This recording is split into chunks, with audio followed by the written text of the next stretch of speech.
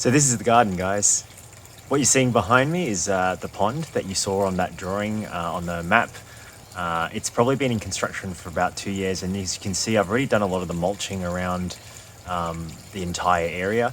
The pond is probably, I'm guessing, around between 3 and 4,500 litres in terms of volume, I'm guessing.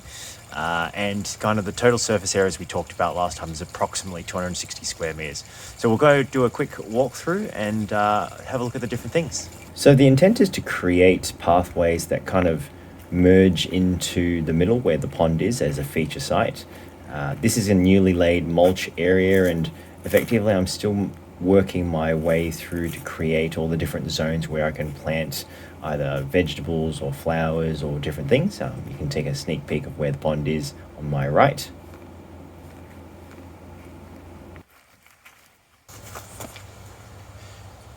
So we just walked down from behind me around the left side of the yard. What you're seeing here is probably the loquat tree. I planted a fair few years ago. It's probably a bit slow off the mark. It is on the east side against the fence, but there's a whole bunch of trees along the fence line, which is why it probably doesn't get the full sun it probably wants. And I just mulched this entire area. So this whole area was pretty much overgrown. I'm still working down this left side. But yeah, my loquat tree. So continuing along, just walking into the area that I have done very little work on, except for chopping back all this growth that keeps coming back with a vengeance. You can see the shade cloth house in the background just over there, and if I kind of swing to the left, it's just overgrown with stuff, and I haven't planned out what I'm going to do. The pomelo plant I planted at the same time as all the other citrus trees. Unfortunately, it's not doing so well for a number of reasons, one of which I'll kind of talk to in a bit. And there's just a quick sneak peek inside. So I just walked through the back behind me on my right. You saw that all overgrown area I haven't really touched throughout the kind of my time playing around with this yard. Most of my concentration points has been kind of in the middle where the pond is, where you see the raised garden beds are going to be positioned. But along basically the east side along that fence line, it's always been overgrown, and kind of there's a big tree at the back behind me that you can see that's been growing for quite some time. It is rotting around the base. Effectively, what I would like to try and do is basically open up a path. So rather than coming through this little pomelo plant that you can see across the garden sheeting or the shed sheeting that I've just temporarily put down here, I'd effectively want to kind of walk all the way around behind me along the fence line and then basically come out over behind my left shoulder through where the shade cloth house is, or the greenhouse. This hopefully would be moved, and then I basically can put something that I'm growing through, and I basically create a path that walks all the way around, come back out this way, and then continue on, that you'll see in a second. So we just walked through there. I kind of had a chat to you about kind of what I'm planning on doing with this greenhouse. If I look back to the left, okay, there's not much to see. It's kind of hard to make it out on what it actually is that you're looking at, but essentially that little blue box, which I haven't planted in, is my Ben-Hur pomegranate plant. And next to it on this mound, kind of close-ish to where those bricks are, I'm going to plant a Lapin's cherry tree. So pretty exciting stuff. That's what I'm going to fill up with this space. And essentially what I'm hoping to do is kind of create, like I said, an extended walkway. It's going to meander away through its garden. And if I go back to the left, this is one of the raised garden beds or holding places that I've got. The kale's gone out of control. Look, I've been eating this for like a good, I reckon 12 months. It grows especially well in the winter. I am so surprised. I will be continuing to grow this. And then I've created a little walkway essentially. So I'll probably shorten this bed section, make it a bit of a mound on, and probably grow some shrubbery or some ground cover and kind of put some rocks just to soften the landscape a little bit and make it a bit more spacious. And then I can basically walk around where the pond is going to be, right? And creating a nice landscape. It's going to be all enclosed.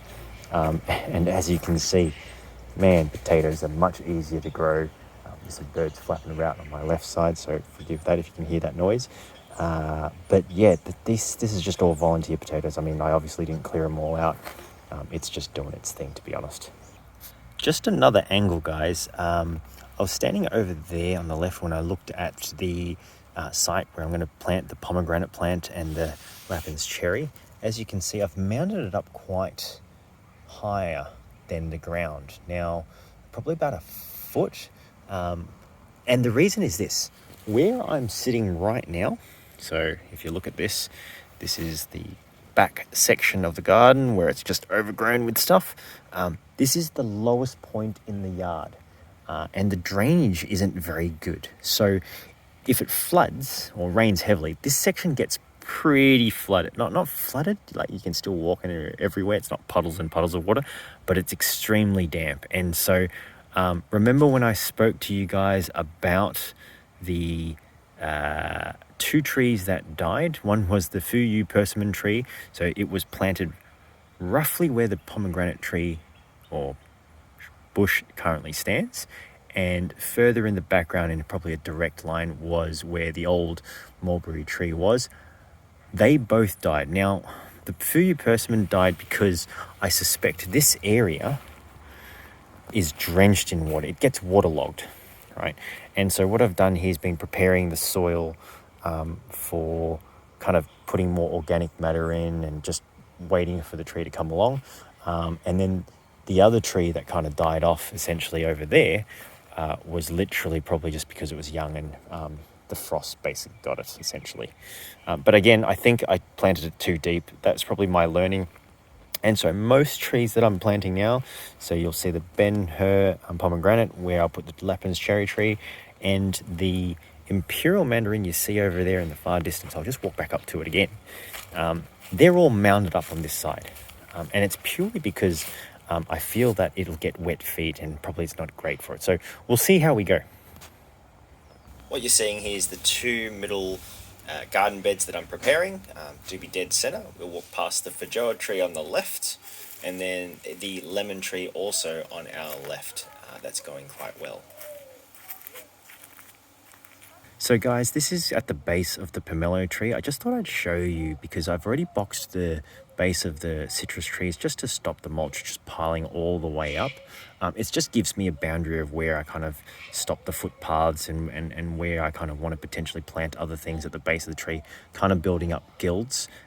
This is effectively kind of the perennial spring onions, and at the corner of both sides you can see the garlic chives starting to kind of prop up as well, and it's kind of heavily mulched. It's been going through most of winter, so it's looking a little bit worse for wear because we've been just chopping off the tops for consumption as well, and it's actually doing quite well compared to what I am used to. But yeah, good progress, guys. We walked past the 2 apple trees on the right as well, which I'll come back to in a separate video. And then last but definitely not least, behind us is the kumquat tree. So you just saw me walk through the back area, past the lemon tree and Feijoa tree. This is kind of the view from the far right corner at the back of the yard, back the way I came. You can see the greenhouse and kind of a little garden bed where I'm planning to grow a whole bunch of flowers or pollinating type of plants for the beneficial insects. I've got there 2 lavender bushes that's growing right there, and I kind of am planning out what else I'm going to grow in that little spot as well.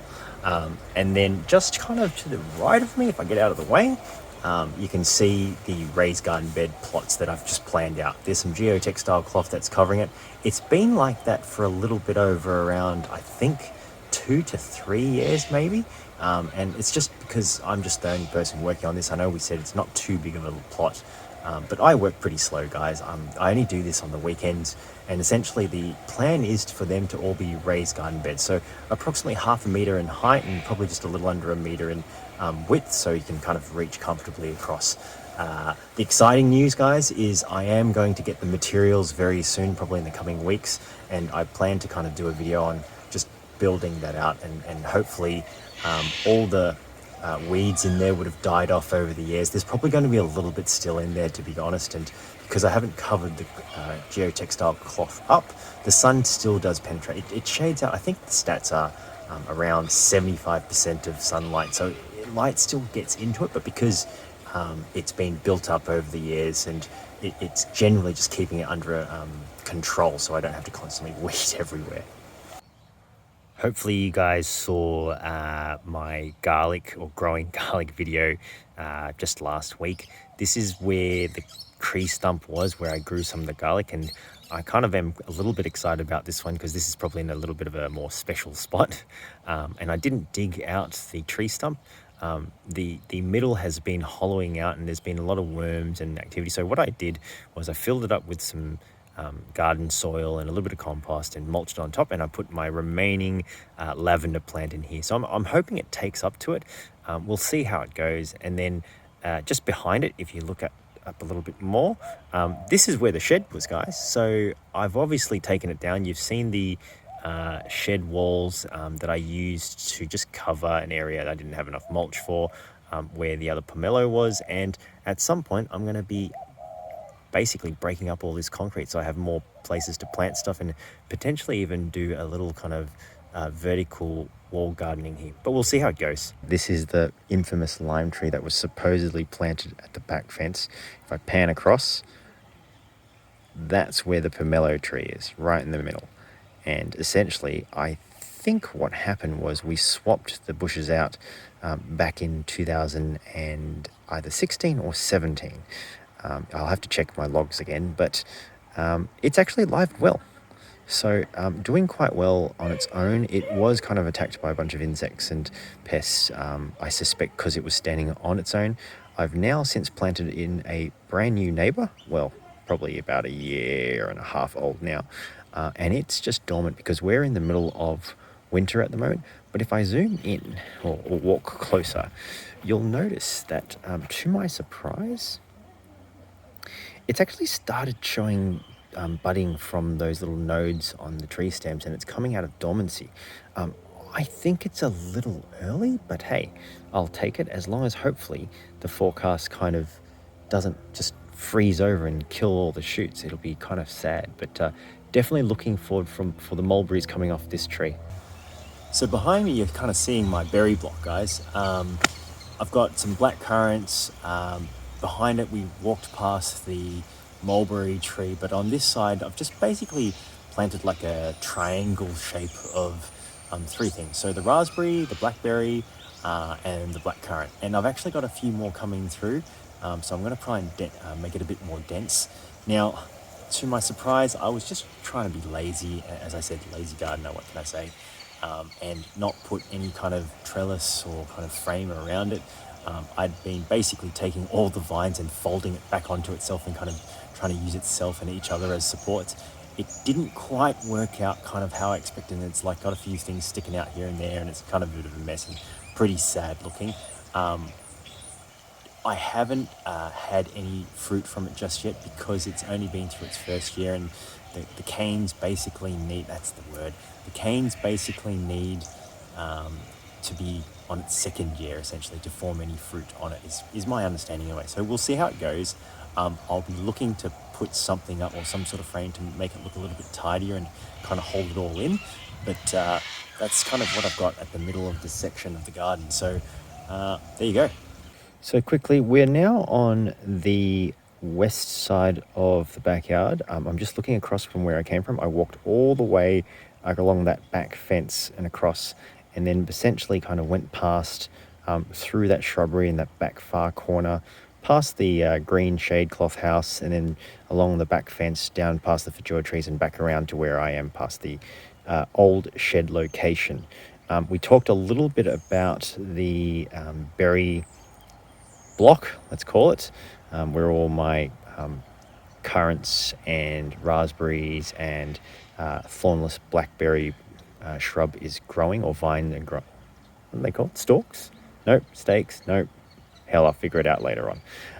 But essentially, you'll notice I did talk about it a little bit before. You can see 1, 2, 3, 4, 5, 6 patches of black cloth. That is where all the raised garden beds are. And in front of us, if you look closely here, is where I've just been randomly growing stuff, having a little bit of fun while I'm kind of sorting this all out. I have had a bountiful amount of daikon or white radish over the last, I'd say, 6 months. This is a second batch that I did not plant. I actually already got a good harvest from my initial bunch, and when I was harvesting the seeds, a whole bunch of them fell back in, and when I kind of topped it up with mulch and a little bit of compost, all this stuff sprouted. The spring onion that I had extra of, you can see there, is still going strong. I think it got protected a little bit by the elements. We don't harvest it from here as much as the kind of the other area that I showed you at the base of the citrus trees. So it probably looks a little bit stronger as well. And you know what? I've probably had more than enough. I'll probably get a whole bunch of more seeds from this. And I had some volunteer white radish as well, daikon, that's just growing out of the ground, which, look, they're shorter, but they're just as chunky and delicious to eat. Just a quick view looking back where I just walked from. At the back of the garden, we walked past where the shed used to be and where the lime tree is and mulberry tree is. And then just next to me is a big mound of mulch, compost, dirt or garden soil that I've been preparing for at least 18 months now.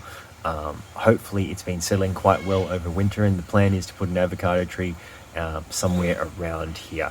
I'll quickly just show you what it looks like again from a different angle, just to get a little bit of idea on the height of this mound. It's probably about 1.5 foot from ground level. If you pan across to the left and I kind of show you, that's the lime tree. You can see about 1, 2, 3, 4 layers of bricks in terms of similar height. I'm obviously shooting a little bit downwards, but that's been piled up for quite some time. And then if I kind of walk around here, you can see it dips down towards the back where all the bricks are piled, just to kind of find some space to put them, because there was a whole bunch of weeds growing through, and essentially it's just mounded all the way across, because at some point I am planning to put the avocado tree in this site somewhere along the back fence, and then somehow fit either some chickens or a duck location here in this spot as well, just for all the eggs and fertilizer that they can produce, and just helping me turn over the soil. Then if I turn around behind me just quickly, this is kind of the side of the house. I haven't quite figured out what to do in this space. I'd love to make use of it. There's not a lot of sun, so I haven't quite planned out what this is going to be. But essentially, as you can see, it overgrows quite a bit.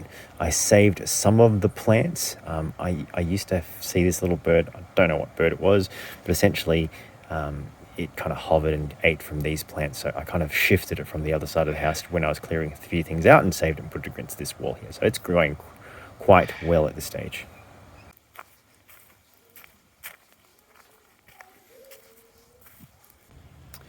Before we wrap up, I wanted to kind of talk through one more exciting thing that I didn't mention before. See this pond here? That kind of mound or volcano looking spout thing that you see is effectively where I'm hoping to build a waterfall. Now, a couple things about this pond. We'll talk more about it and kind of the design and what I'm planning on doing, and about filtration and how this potentially could feed into aquaponics. But if the waterfall's there, then essentially I'm going to have water running in an external inline pump that runs from this spot here roughly, which is where you can see the pre-piping done. And then the other thing that's worth noting is, if I kind of pan downwards a little bit, you can kind of see, you can see it there better, there's an incline up to the edge of the pond. And the reason for that is you don't want water runoff from, for plants that have compost in it and other bits and pieces, and dirt and kind of all the whatever's in the soil running off into the pond. It will kill your aquatic life, contaminate it and potentially kill it, depending on how hardy your fish is and kind of what contaminations go in. But essentially, the idea is very much to have this as kind of a centerpiece. I am going to have all sorts of plants and rockery around it, is the plan. And essentially it will then become the water source for all sorts of wildlife and insects and bits and pieces that kind of require a water source in a mini ecosystem. So this is definitely going to be a pretty exciting project that is going to be coming up. So there you have it, guys. What I didn't talk to you about my garden, now that you've seen it, is how the hell does that mean I'm going to get a zero maintenance garden? Well, these are all the building blocks. As I talk about the individual pieces, I'll give you my thoughts and rationale of why I've done it. This is just a quick tour of what I've done so far and where it's come from, especially from part one. I hope you enjoyed the little tour. You can obviously see that I've got plenty of work still to go, and it's going to be a long-term project, quite long. I don't know where the end is, and look, to be honest, gardening really never ends, right? So at some point, hopefully it'll look like it's grown with a lot more stuff, with a lot more density. And if you've got some ideas, throw in some comments. I'd love to hear what you think about this, even some feedback. If you think I'm doing something wrong, by all means, I'm more than open for you guys to kind of throw in your thoughts. But anyway, that's a wrap. Have fun, guys, and talk soon.